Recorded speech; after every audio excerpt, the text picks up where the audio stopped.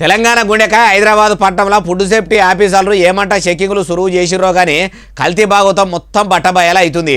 మార్కెట్లకు పోయి ఏం కొందామన్నా కూడా ఏది కల్తీదో ఏది మంచిదో తెలియకుండా అంత పరిశాను ఉన్నది. ఎంత పరిశాన్ అంటే ఇక పబ్లిక్కు చెప్పరాని పరిశాన్ అనుకోరాదుర్రి.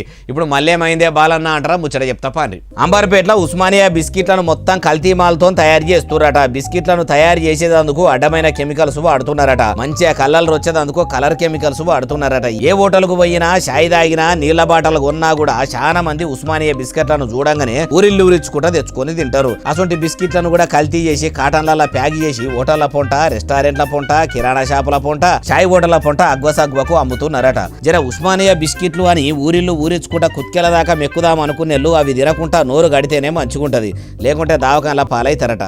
ఒక ఉస్మానియా బిస్కెట్లే కాదు, అటు చికెను మటను కూడా ఖరాబ్ అయ్యింది. ఫ్రిడ్జుల్లో పెట్టుకుంటా ఫాస్ట్ ఫుడ్ సెంటర్లకు, బిర్యానీ సెంటర్లకు పంపే భాగోతం కూడా కొందరు పెట్టుకున్నారట.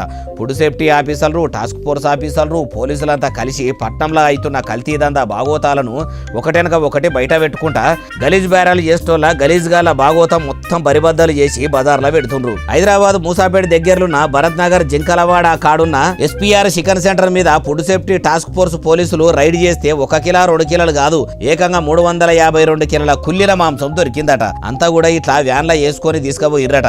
ఇటువంటి ఖరాబ్ అయిన కూర అమ్ముతున్నని పట్టుకపోయిర్రట. చూసిండ్రు కదా ప్రజలారా, కళ్ళ ముంగడ చేసినవి కోసినవి తింటేనే ఏమన్నా బతికి బట్టగట్టే తట్టుండ్రు, లేకుంటే ఆగమే సుమా అంటుర్రు ఈ ముచ్చటిన్నోళ్ళు.